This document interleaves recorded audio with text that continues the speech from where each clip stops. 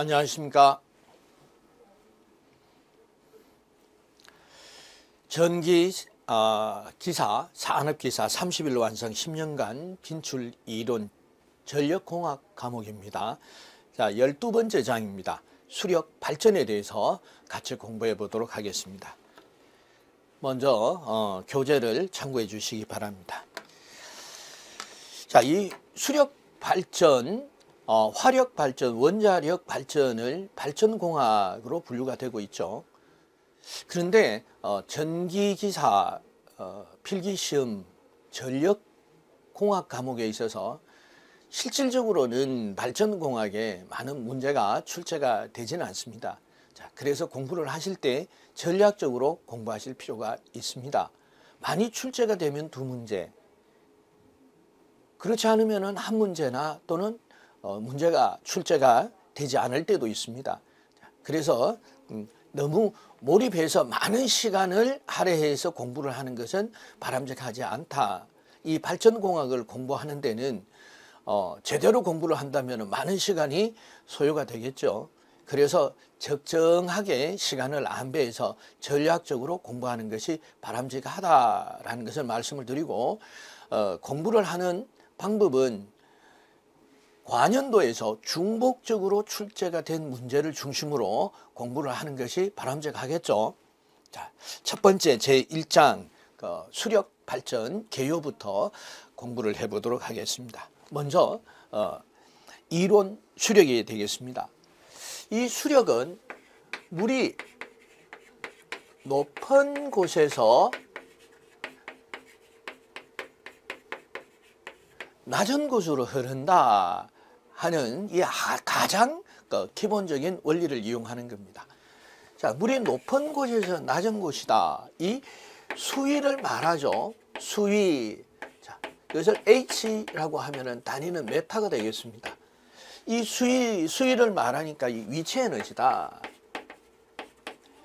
위치 에너지를 어떻게 바뀌나요? 이제 물이 많은 유량이 높은 곳에서 아래로 떨어진다. 이 떨어지면은 이 아래쪽에서는 압력을 받을 것이다. 이 압력과 속도 에너지가 수차의 날개를 회전시킨다는 거죠. 이 기계적 에너지입니다. 물의 위치 에너지가 기계적 에너지, 즉 운동 에너지로 바뀌었다. 속도 에너지가 결국 운동 에너지가 되겠죠. 운동 에너지가 바뀌어서 이 수차의 날개가 결국은 발전기의 축을 회전시킴으로써 전기 에너지를 발전을 한다. 다시 말씀드리면은 이 위치 에너지가 전기 에너지로 바뀌었다. 에너지 변환 장치다. 이렇게 기억을 하시면 되겠습니다. 자, 그래서 이론 수력에서 수심의 H인 곳에 물의 압력의 세기에서 이제 압력을 물의 위치에 따라서, 즉 다시 말해서 물의 위치가 높은 데 있다. 그럼 유량이 많다. 이런 경우에서는 또 다른 에너지로 표현을 한다면 바로 압력이 되겠죠. 그래서 압력의 세기 P는 결국은 압력의 세기 P는 어떻게 나타낼 수 있나요? 이 면적에 대한, 즉 물의 무게가 되겠죠. 물의 무게. 자, 면적에 대한 물의 무게는 또 어떻게 나타낼 수가 있습니까? 물의 일 당량으로 물의 당량으로 나타낼 수가 있겠습니다.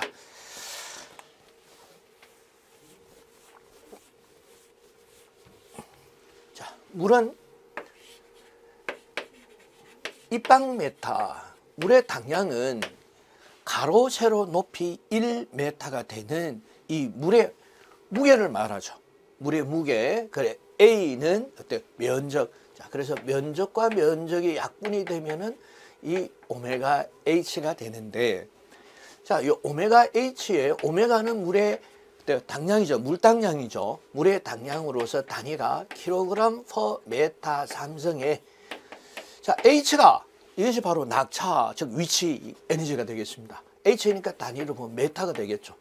그럼 이 메타와 이 메타 삼성이 어때요? 약분이 돼서 단위 면적당 무게가 되겠죠. 그래서 단위 면적당 무게가 압력이 된다 하는 거 기억을 해 두시면 되겠습니다. 자, 두 번째는 수두. 수두는 물이 가지고 있는 에너지죠. 물의 에너지량이 되겠습니다. 물의 에너지량에는 세 가지로 구분할 수가 있습니다. 첫째, 위치 에너지.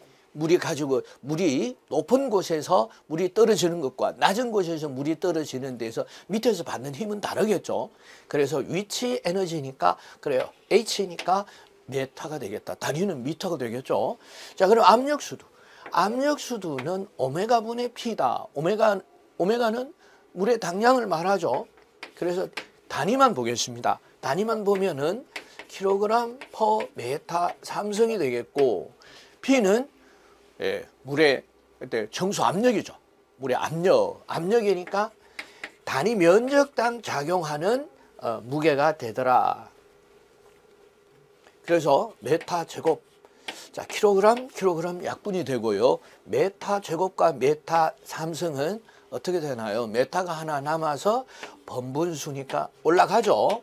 그래서 단위는 역시 압력수두도 단위는 미터가 되겠다. 자, 속도수두를 보도록 하겠습니다. 이 속도수두는 물의 위치 에너지와 속도 에너지가 같을 때의 그 에너지가 되겠습니다. 어떤 물체의 위치 에너지가 mgh죠. 무게, 중력, 가속도, 그 물체가 위치하는 높이. 그래서 2분의 1 mv의 작업. 자, 물체의 무게와 이제 속도가 되겠습니다. 자, 그럼 m이 약분이 되고요. 자, 여기서 h는 어떻게 해요? h와 중력, 가속도가 곱해졌으니까 등호를 중심으로 해서 왼쪽에서 오른쪽으로 이항을 하면은 나눠지죠. 그래서 2g분의 h가 되겠습니다. 2g분의 h, 2g분의 v의 제곱이 되겠죠. v의 제곱이니까 v의 제곱. 이제 단위를 한번 보도록 하겠습니다. 자, 이렇게 해서 전기공학은 조금 재밌게 공부를 하셔야 됩니다. 이거 이상하네. 분명히 위치 수도와 압력 수도가 다른데 단위는 똑같네 라는 것을 알 수가 있듯이 속도 수도에 대한 단위. 자, 단위는 중력 가속도죠. 중력 가속도는 돼요. 메타 퍼 세크의 제곱이죠. 그리고 속도는 메타 퍼 세크의 제곱이 되겠습니다. 이 제곱은 자, 안에 메타 제곱, 세크의 제곱 이렇게 되겠죠. 그럼 세크 제곱 약분이 되고 메타와 이 메타의 자성이 약분이 된다면은 역시 자, 이렇게 해서 수두는 위치 수두가 됐든 압력 수두가 됐든 속도 수두가 됐든 단위는 메타가 되더라. 이렇게 세 가지 물이 가지고 있는 에너지인 위치 에너지, 압력 에너지, 그 속도 에너지 세 가지로 구분이 되고 물의 에너지는 수두라고 하더라. 수두는 참고로 용어로 헤드에 해당이 됩니다. 헤드. 그래서 우리말로 이제 수두, 헤드의 단위는 메타가 된다라는 것으로 정리를 해봤습니다. 자, 다음 수력 발전소의 종류를 낙차를 이용하는 방법과 유량을 이용하는 방법으로 분류를 해보도록 하겠습니다. 먼저 낙차를 이용하는 방법에 의한 분류를 알아보도록 하겠습니다.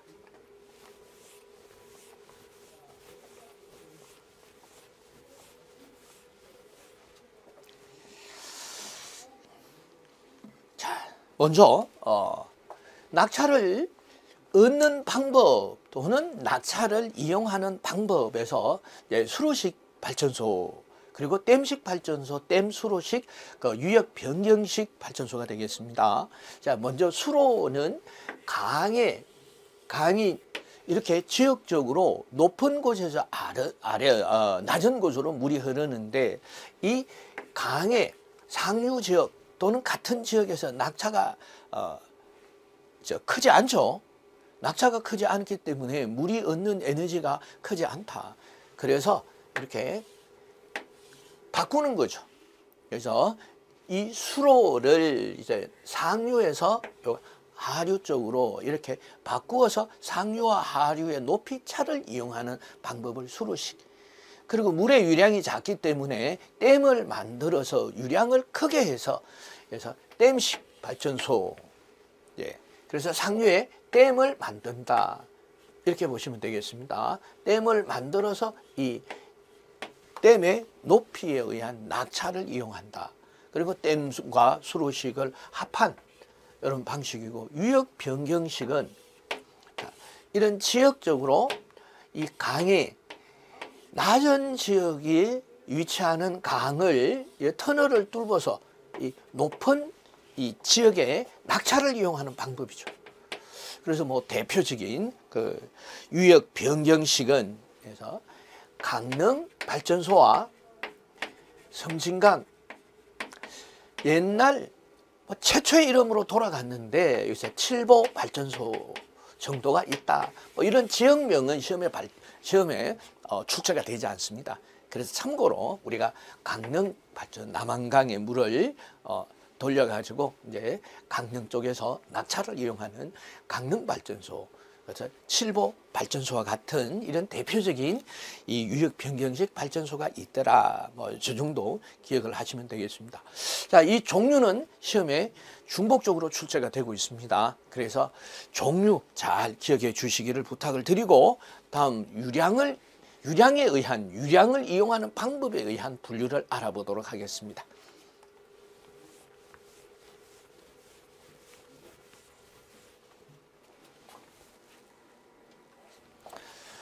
자, 물을 이용하는 방법, 유량이 되겠죠. 유량 Q. 자, 1초 동안 이동하는 물의 양을 말합니다. 자, 이렇게 해서 유량이 이동해야 해야 에너지가 발생을 합니다. 그래서 이동하는 물의 양이다. 이렇게 보시면 되겠습니다. 자, 유입식 발전소. 이 하천에 유량이 풍부한 조건입니다. 풍부해서 그 지역적으로 별다른 이런 조치 없이 발전을 이용하는 방법. 그리고 저수식 발전소 유량이 작네요. 그래서 어때요? 풍수기 때 물을 모아서, 그러니까 댐이 저수지니까 댐이 있어야 되겠죠. 그래서 갈수기에 이용을 하는, 풍수기다, 갈수기다 하는 것은 유량의 종류에 의한 구분인데, 뒤편에서 제가 또 설명을 드리겠습니다. 지금은 물이 많은 시기에 물을 저장해서 물이 적은 지역에서도 그런 발전량을 보일 수 있게 하는 방식이다. 이렇게 보시면 되겠습니다. 다음 양수식 발전소에서 심야나 전력을 많이 사용하지 않을 때, 이 전력을 이용해서 하부 저수지의 물을 상부 저수지로 펌핑을 해서 발전을 하는 방식을 말씀드리겠습니다. 자, 그래서 양수식 대표적인 양수식 발전소가 청평 발전소, 삼랑진 발전소, 청송과 같은, 자, 우리나라에서는 한 16개 지역에서 이런 양수식을 이용한 발전을 한다. 이렇게 요 정도 기억을 해 주시고요. 조정지식 발전소, 이 첨두 전력 시기에 물의 양이 부족하니까, 그래서 부족한 부하의 양만큼 수일 동안을 이 조정지에서 조정지가 물을 별도로 보관하는 장소다. 이렇게 보시면 되겠습니다. 그러나 그 양이 많은 양이 아니라 수시간 또는 수일 동안의 첨두 전력에 대비할 정도의 물의 양이다. 큰 수조다. 이렇게 보시면 되겠습니다. 그래서 조력 발전소, 이것은 바다의 해양 에너지죠.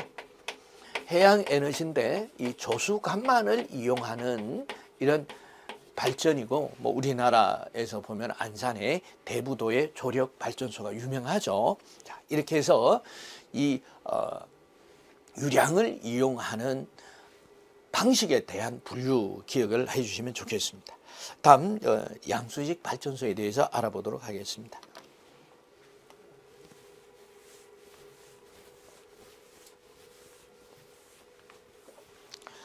자, 양수식 발전소는 말 그대로 전력 수요가 적은 심야나 경부하시에서 최한시 부하를 작게 사용을 하는 최한시의 잉여 전력을 이용해서 펌프를 동작시키죠. 펌프를 동작을 시켜서 하부 저수지의 물의 양을 펌핑을 하는 거죠. 어디에? 상부 저수지로 펌핑을 하는 방식이다. 이렇게 보시면 되겠습니다. 뭐 원자력 발전소, 화력, 대용량 발전소 등의 잉여 전력을 이용하면 되겠고, 하부 저수지의 물을 상부 저수지로 양수해서 펌핑을 해서 첨두 부하시에 사용하는 발전 방식이다. 그리고 연간 발전 비용을 감소시키는, 그렇죠. 결국은 가격대가 싼 이런 심야나 혹은 경부하시의 그 전력을 이용해서 남는 전력에 잉여 전력, 부하로 사용되지 않는 이 전력을 이용해서 펌핑을 해서 새롭게 발전해서 이 부하가 많은 시기에 전력을 공급하는 방식이다. 이렇게 기억을 하시면 되겠습니다. 자, 다음은 수력학에 대해서 알아보도록 하겠습니다.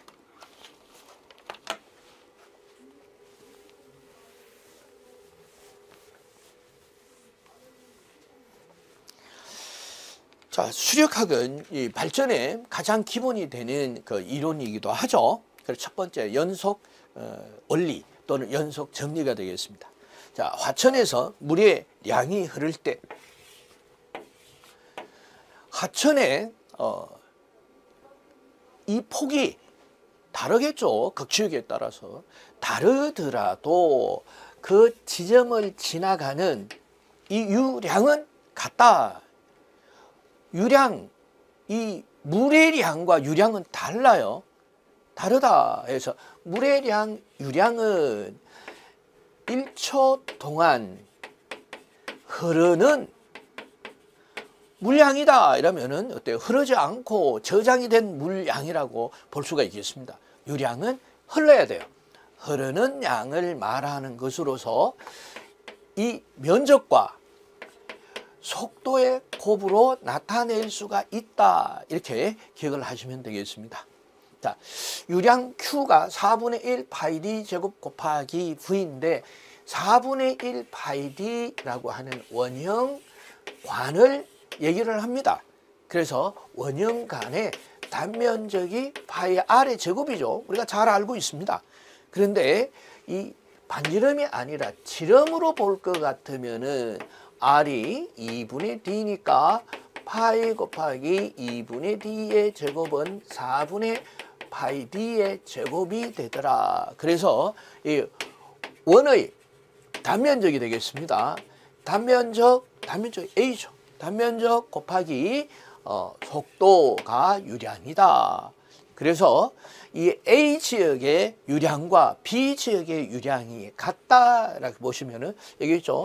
A1, V1이 A2, V2와 같아서 어떻게 해요? V2의 속도를 구해보세요 하면은 A2분의 A1 곱하기 V1으로서 구할 수가 있다. 뭐 이 정도 기억을 하시면 되겠습니다. 다음 두 번째 베르누이 정리에 대해서 알아보도록 하겠습니다.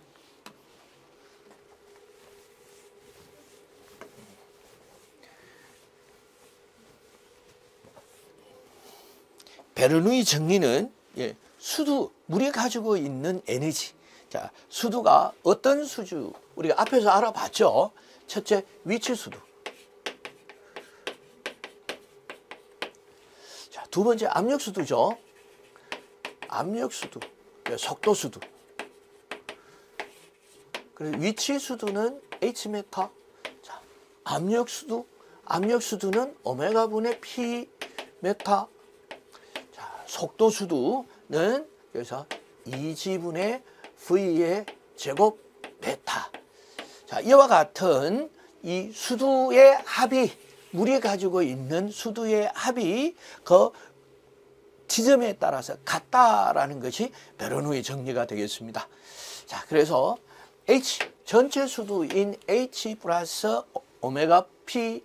자, 이거 H가 위치 수두, 이게 압력 수두, 속도 수두죠. 속도 수두가 그 지점에 따라서 같다라는 그런 의미를 가지고 있습니다. 두 번째, 유수가 갖는 위치 에너지. 자, 말씀을 드렸어요. 자, 토리첼리 정리는 물의 이론 속도, 자, 이론 속도를 한번 산출해 보도록 하겠습니다.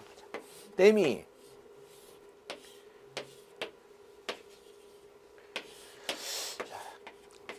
댐의 높이, 물의 양의 높이를 H1이라고 하고, 그리고 물이 빠져나가겠죠. 빠져나게 V2로 빠져나가며 이 높이가 H2라고 하겠습니다. 이 관, 물의 관, 빠져나가는 이 관에서 뭐 치수구의 관 이렇게 보시면 되겠습니다. H1.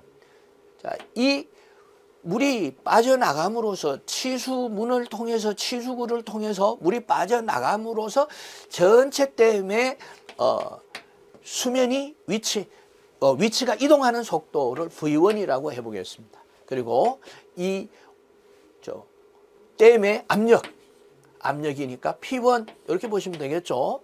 자, 여기 아래 부분 치수구에 빠져나가는 압력 P2라고 봤을 때, 자, 물이 갖는 에너지의 그 양이 댐 부분과 어때요? 치수구 쪽에서 비교를 해보도록 하겠습니다. 전체 수두는 위치 수두와 압력 수두 플러스 속도 수두죠. 2G분의 V1의 제곱. 자, 그럼 치수구 쪽에서의 위치 에너지 H2 플러스 압력 에너지 P2 플러스 속도 에너지가 2G분의 V2의 제곱이 되더라. 자, 높이, 위치 수두에 있어서 이 H1 댐의 수위와 치수구 높이를 비교했을 때 치수구 높이는 상대적으로 너무 작죠. 그래서 H2를 약 제로로 볼 수가 있겠습니다. 대비해서 많이 작으니까. 자, 여기에 비해서 H2는 속도가 빠르게 물이 빠져나가겠죠. 그런데 댐의 수위의 변화, 치수구에서 물이 빠져나감으로 인해서 발생되는 댐 수위의 변화는 거의 미미하겠죠. 그래서 V1이 제로에서 여기 V1의 제곱, 자, 제로, 자, 이 부분이 제로가 되겠습니다. 그리고 압력은, 물의 압력은 P1이나 P2 지역에서 물이 같다고 볼 수가 있겠죠. 같다면은 등호를 중심으로 해서 오메가 분의 P1과 오른쪽에 있는 오메가 분의 P2가, 오메가는 같은데 물의 당량은 같죠. 그런데 압력도 같으니까 이것은 제거가 되겠죠. 자, 그래서 남은 부분이 H1이 2G분의 V2의 제곱이 돼서, 그래서 속도, 이 물의 이론적인 분출 속도를 구해 본다면은 V2의 제곱이 2GH가 되겠죠. 2GH1이 되는데 V2의 제곱은 루트 2GH1이 되더라 하는 것을 토리첼리 정리라고 하겠습니다. 자, 이렇게 해서 토리첼리 정리까지 알아봤고요. 다음 유량과 낙차에 대해서 알아보도록 하겠습니다.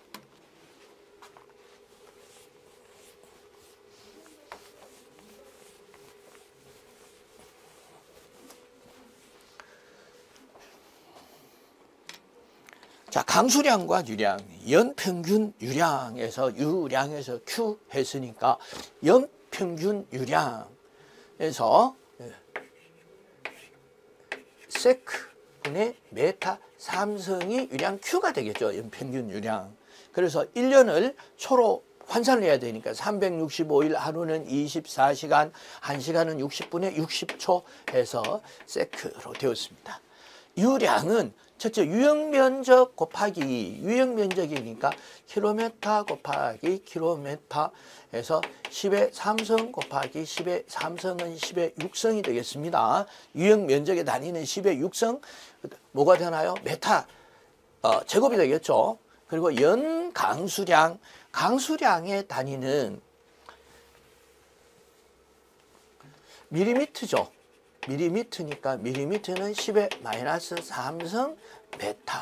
그리고 유출 계수 K. 자, 이렇게 계산을 하시면은 10의 6성 곱하기 10의 3성이니까 10의 3성이 되겠죠. 그래서 연평균 유량 Q는 365 곱하기 24 곱하기 60 곱하기 60분의 해서 K 그리고 유형 면적 곱하기 연 강수량. 그래서 유형 면적의 단위는요. 자, 이렇게 바뀌었어요. 자, 그래서 연 강수량은요, 메타로 바뀌고 곱하기 10의 3성 혹은 곱하기 1000으로 많이 표기가 됩니다. 그래서 꼭 기억을 해 주시길 부탁을 드리고요. 단위는 메타 3성 per sec 이렇게 보시면 되겠습니다. 두 번째, 첨두부하시의 출력해서 출력은 9.8 곱하기 유량 H가 이제 낙차죠. 낙차 곱하기 효율이 되겠습니다. 효율이 이게 전체 효율이죠. 전체 효율인데 수차 효율 곱하기 발전기 효율 부분이 되겠습니다. 자, 다음 수력 발전소에서 연간 발전량에 대해서 알아보도록 하겠습니다.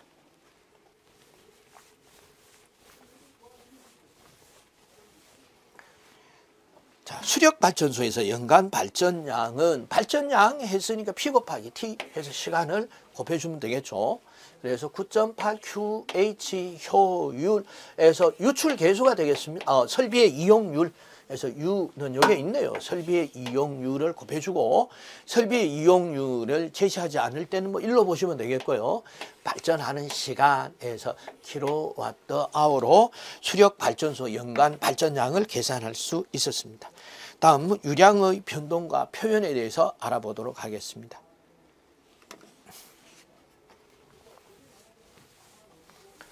자, 먼저 유량의 종류를 그 크기별로 본다면은 자, 갈수량은 1년 365일 중에 355일에서 마이너스 10 하시면 되겠죠. 365 마이너스 10 하니까 355가 되더라. 그리고 저수위 또는 저수기, 저수량 이렇게 보시면은 자, 마이너스 80을 하시면 됩니다. 어디에 355에 80을 마이너스 하면은 275일이 되더라.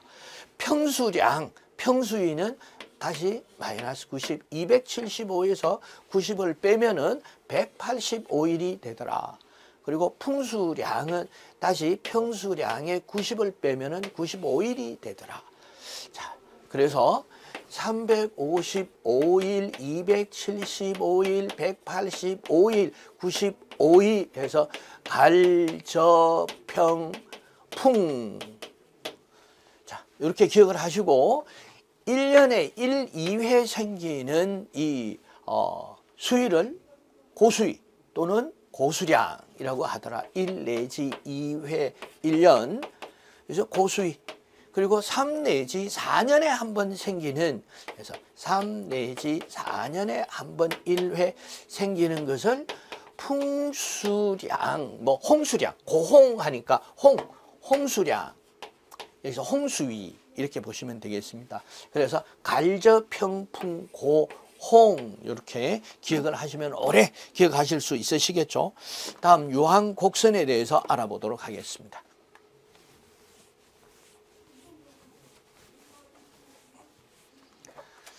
자, 유황곡선은 보시는 것과 같이 이 일수, 여기서는 일수예요. 이건 일수. 자, 1년의 일수를 유량이 많은 것부터 이렇게 작은 것으로 이렇게 나타냈을 때 평균 유량에서 평균 유량보다가 작은 부위, 작은 이 부위가 여기 B점, 여기서 C점, 이게 뭐 예를 들어서 D점, 그다음에 B, C, D가 여기 저수량을 나타낸다.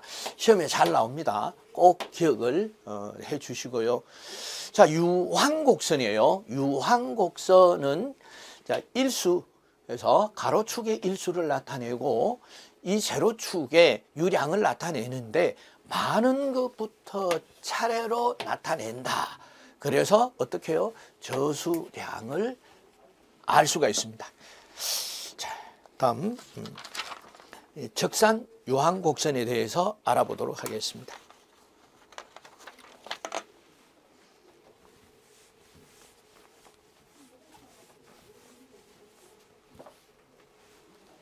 자, 적상 유량곡선은 마찬가지입니다. 자, 이렇게 일수 유량을 나타내는데 누적된 양을 나타내는 누적 양.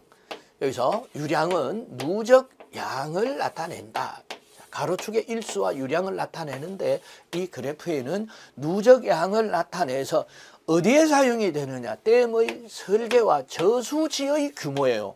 저수량이 아니라 댐의 설계와 저수지의 규모를 나타내는 것이 적상 유량 곡선이다. 자, 이렇게 기억을 하시면 되겠습니다. 이 시험에 출제가 됩니다. 자, 랍은 보시면은 낙차 변화에 따른 특성의 변화. 그래서 회전수는 자, 회전수 N은 이와 같이 루트 H에 비례하더라라는 것을 알았습니다. N1과 N2의 관계는 H1과 H2의 관계의 제곱근에 비례한다. 이렇게 보시면 되겠고, 유량도 마찬가지죠. 유량 Q는 AV죠. V고 V는 A 곱하기 루트 2GH가 되겠죠. 그래서 루트 H에 비례한다는 것을 알 수가 있듯이 Q1과 Q2의 관계는 그래서 H1과 H2 관계에서의 제곱근에 비례하더라 라고 하는 그 비례식은 어때요? 같은 양이 변화가 되니까 한쪽 기준양을 알면은 상대되는 양을 알 수가 있겠죠. 그리고 출력은 이게 중요해요. 이게 시험 문제에 출력 P1과 P2는 이 높이 H1과 H2의 2분의 3승에 비례하더라. 그래서 P는 9.8 QH가 되겠죠. Q는 보시는 것과 같이 뭐에 루트 H에 비례하니까 비례합니다. 루트 H에 비례하고요. 여기 H에 비례하니까 결국 H의 2분의 1성 곱하기 H의 1성에 비례하니까 H의 2분의 3성에 비례합니다. 라는 걸 기억을 해 주시면 되겠습니다. 자, 여기서 H의 3성.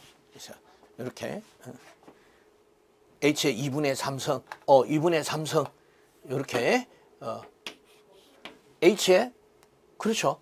H의 제곱에 3성, 3제곱, H의 3성에, 자, H의 3성의 제곱, 이렇게 표현을 하시면 되겠습니다.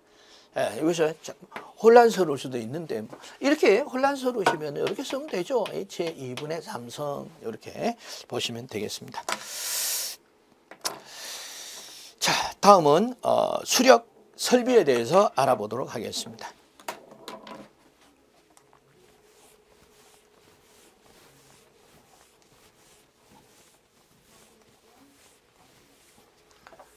자, 먼저 아치댐,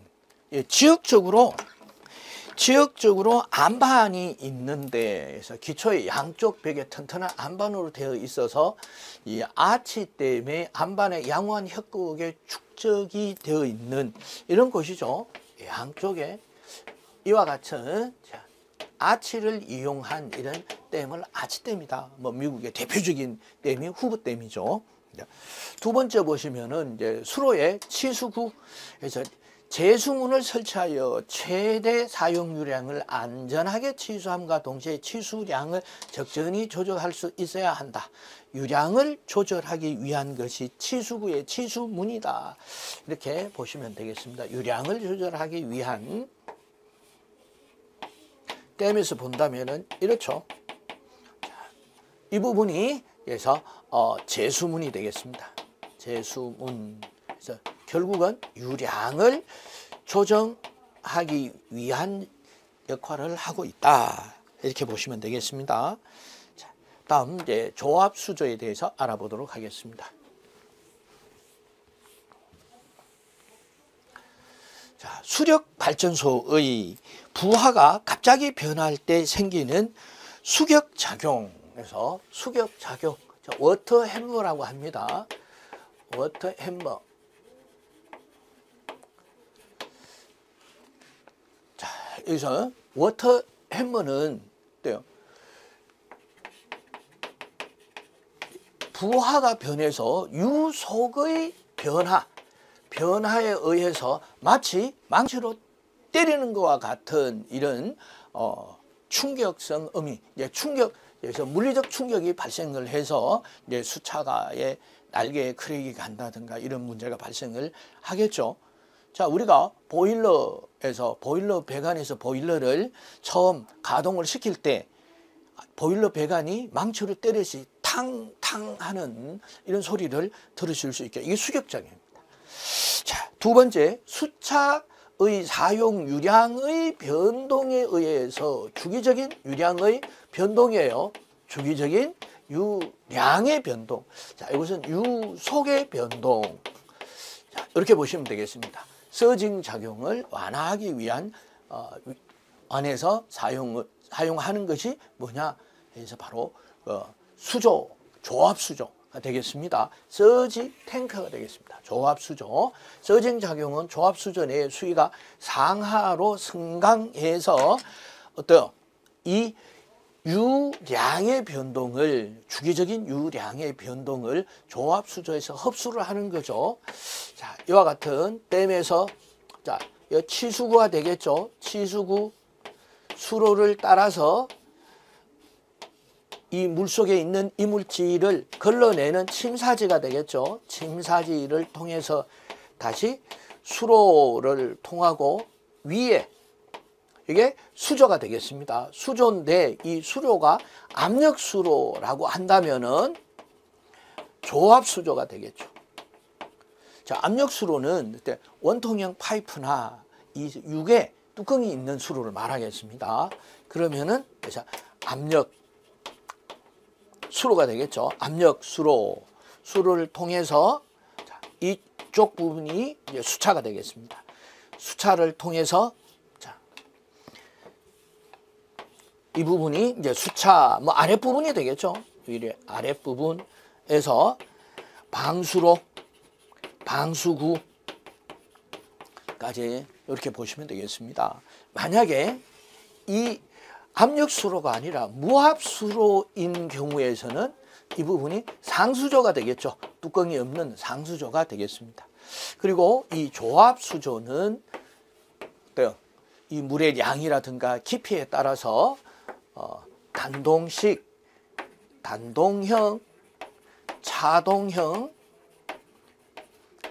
이 수조가 이 단면적인 다른 수조를 여러 개를 조합해서 운용하는 방법이 차동수로죠. 그리고 수실형, 그리고 제수공형, 오리피스라는 제수공을 두어서 물의 이 압력을, 물의 양을, 이 수조에 들어가는 물의 양을 조정을 하죠. 이와 같은 네 가지로 구분할 수가 있겠습니다. 자, 이렇게 참고하시면 되겠습니다. 다음 수차에 대해서 알아보도록 하겠습니다.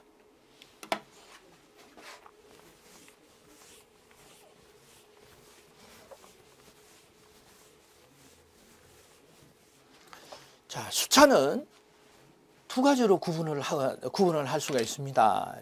수차의 날개를 어떤 방식으로 구동을 시키느냐에 따라서 충동식과 반동식으로 구분을 할 수가 있겠습니다. 충동식은 노즐에서 물을 분사시켜서 수차 날개의 부킷을 충동, 때리는 압력 에너지를 이용하는 방법입니다. 그래서 물의 위치 에너지를 압력, 운동의 에너지로 압력에 의해서 충돌을 시키니까 수차가 회전을 하죠. 그래서 운동 에너지로 변화시키는 이런 방식이고, 대표적인 수차가 펠턴 수차. 물론 여기서 펠톤 수차다 뭐 이렇게 발음상의 문제가 되겠습니다. 크게 신경은 안 쓰셔도 돼요. 그래서 펠턴 또는 펠턴 수차로서 이것은 고낙차에 사용을 하고 있습니다. 300m 이상의 고낙차에 사용을 하는 방법이 충동식이다. 이렇게 기억을 해 주시고, 여기에 비해서 물이 날개를 통과하는 반동력을 이용하는 반동수차, 물이 날개를 통과하는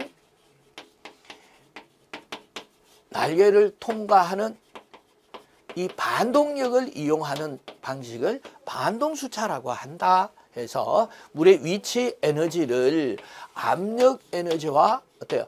속도 에너지, 속력 에너지, 뭐 속도 에너지로 변환하고, 이것을 런너 수차의 회전 날개 속을 통과시킴으로써 이 동력, 반동력을 이용하는 수차를 반동수차라고 하며, 대표적인 수차가 프란시스 수차가 되겠습니다. 프란시스 수차는 중낙차용으로 해서 40에서 뭐 300m. 그래서 저낙차용은 이제 카플란 수차와 프로펠러 수차가 있죠. 프로펠러 수차. 그래서 저낙차에서 40m 이하의 저낙차용 수차로 구분할 수가 있다. 그래서 수차의 종류에 대해서 알아봤습니다. 다음 이제 프로펠러 수차 알아보도록 하겠습니다. 펠턴 수차. 네, 수차의 종류에서 반동 수차, 수차의 종류에서 펠턴 수차부터 알아보도록 하겠습니다.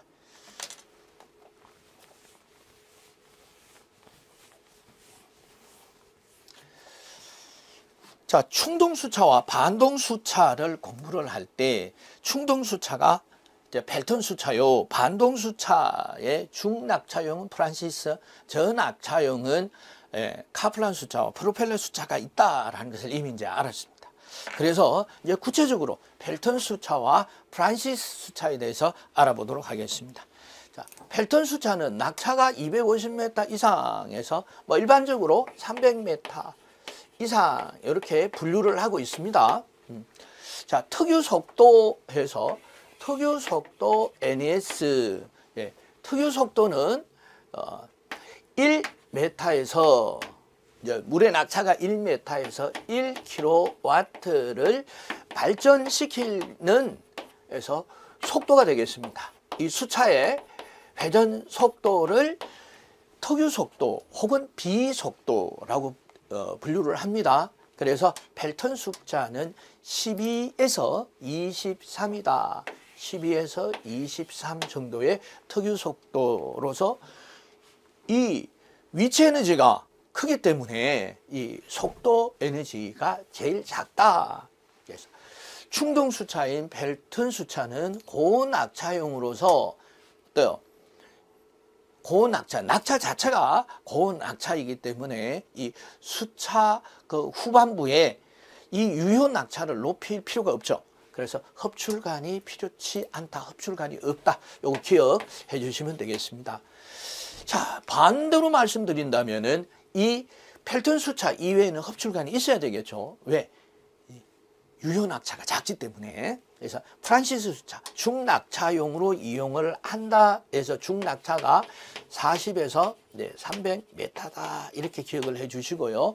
프란시스 수차의 특유 속도 NS는 H 플러스 20분의 13,000 플러스 50이라고도 이렇게 표현을 하는데, 뭐 일반적으로 표현하는 방식은 H 플러스 20분의 2만 플러스 30rpm으로도 표현을 하고 있습니다.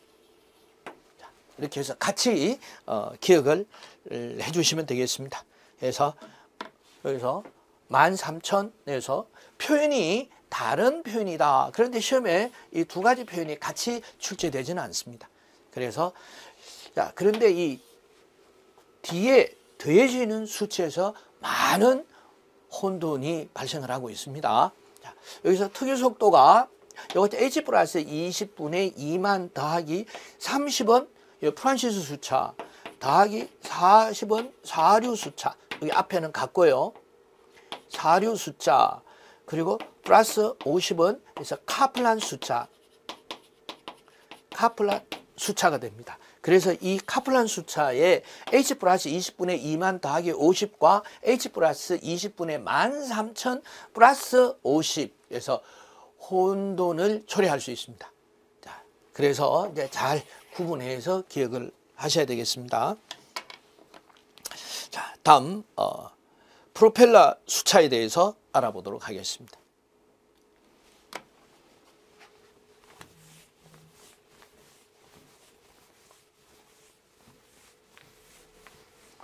자, 프로펠러 수차의 특유 속도는 350에서 800 정도가 되고, 그래서 h 플러스 20분의 2만 더하기 프로펠러 숫자는 50으로 표현이 되더라.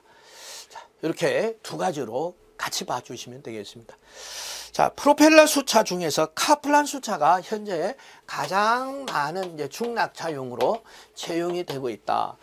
카플란 수차는 저낙차용, 중낙차, 저 이렇게 보시면 돼요. 저낙차용 수차로서 카플란 수차가 저낙차용이다라고 하는 것은 고낙차에 비해서 저낙차용으로 해서 유효 낙차를 높이기 위한, 그래서 수차 출구부터 방수로 면까지,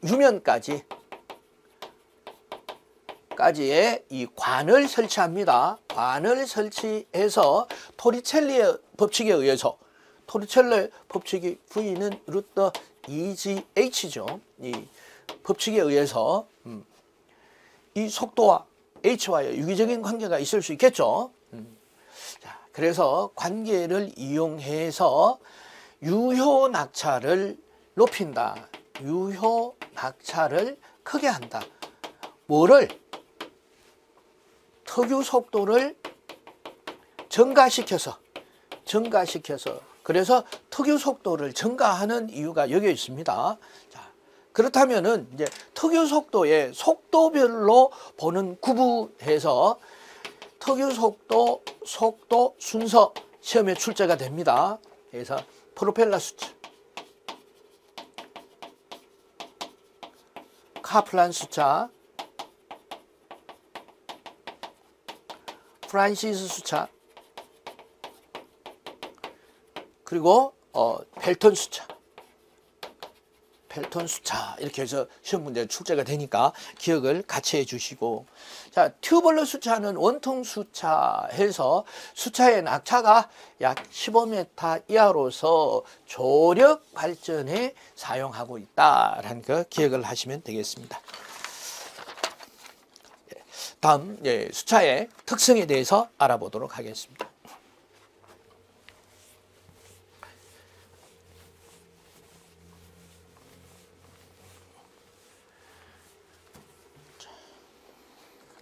자, 첫째, 수차의 회전수는 낙차의 제곱에 비례한다. 그렇죠. 수차의 낙차 n은, 그렇죠, n 속도 n은 낙차의 제곱근에 비례하더라. 수차의 유량도 역시 낙차의 제곱근에 비례하더라. 앞에서 우리가 언급을 했던 부분입니다. 수차의 출력은 9.8 QH 곱하기 효율이더라. 그래서 수차의 출력은 유효 낙차의 2분의 3성에 비례하더라. 이것도 앞에서도 우리가 이미 알아봤던 이런 문제가 되겠습니다. 그래서 P1분의 P2는 H1분의 H2의 2분의 3성이니까 P2는 그래서 H1분의 H2의 2분의 3성 곱하기 P1으로 구할 수 있더라 하는 것을 알아봤습니다. 자, 다음 특유 속도에 대해서 알아보도록 하겠습니다.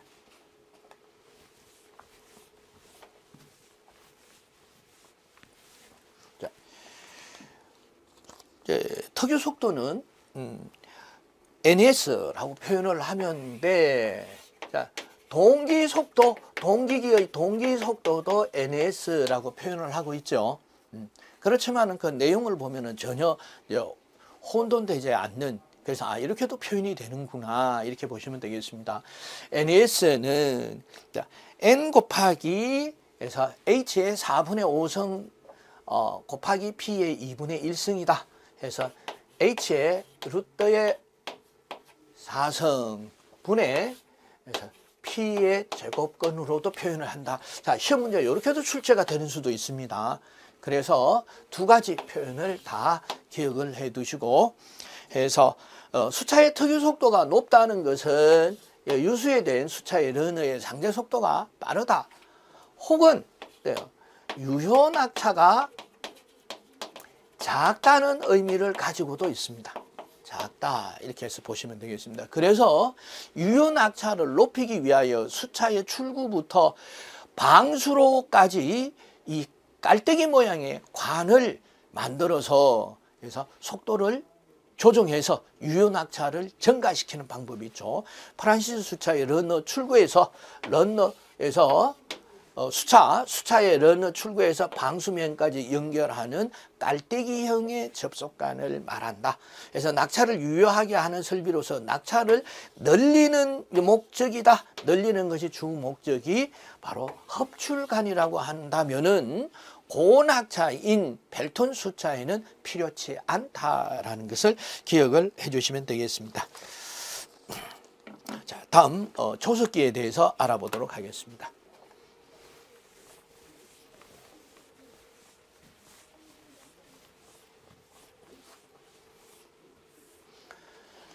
자, 수차 발전기의 회전 속도에 따라서 유량을 조정을 하는 장치. 반대로 말하면은 어떻게 해요? 항상 수차의 회전수를 일정하게 하기 위한 것이다. 무엇을? 유량을 조정해서. 자, 이 유량은 댐에서 방출이 되는 유량이기 때문에 근본적으로 댐에서 방출되는 유량인 제수문을 조정해서 조정하기가 어때요? 굉장히 힘든 부분이 되겠죠. 자, 그래서 어떤 부분을 조정을 하느냐 두 가지입니다. 펠턴 수차는 노즐의 니들 밸브, 이 노즐에서 이제 물의 이 위치 에너지를 이용을 해서 노즐에서 분출되는 물의 속도를 조정을 하죠. 그 속도를 조정하기 위해서 노즐 안에 있는 노즐의 입구를, 개구부를 열어주거나 닫아주는 역할을 하는 것이 니들 밸브가 되겠습니다. 그리고 프란시스 수차, 반동 수차인 프란시스 수차는 안내 날개의 각도를 조정해 줍니다. 그럼 이런 니들 밸브의 위치나 안내 날개의 각도는 누가 조정을 하느냐? 바로 서버 모터입니다. 서버 모터.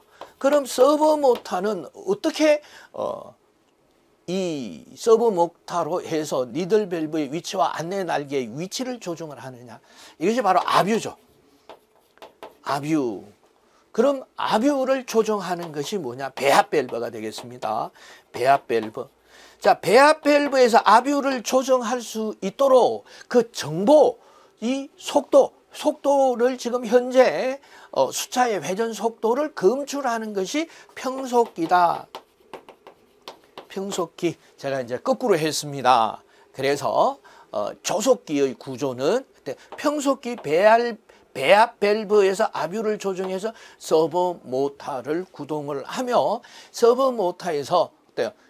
진동을 발생하는 이 난조가 발생할 수 있습니다. 그래서 난조를 방지를 하는 보건기구, 자, 이것이 제동건선이 되겠습니다. 제동건선 해서 기계적 조속기의 동작 순서를 기억하셔야 돼요. 평속기 평속기에서 이 런너의 회전 속도를 검출을 해서 다음 배압 밸브의 압유의 방향을 결정을 하고 이 압유의 방향에 의해서 서버 모터가 동작을 해서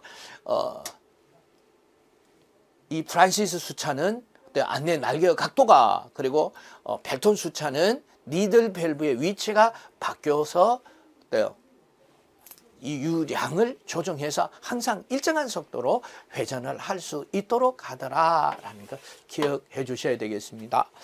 다음 4번 보면은 수차 발전기의 이론적인 발전량 P는 9.8QH인데 실제는 효율이 100%가 아니죠. 그래서 효율을 곱해 줘야 된다. 그래서 효율에는 첫째 이 수차의 효율이 있을 것이고 발전기의 효율이 있어서 곱해주면 되겠죠. 그래서 통합 효율 이렇게 보시면 되겠습니다.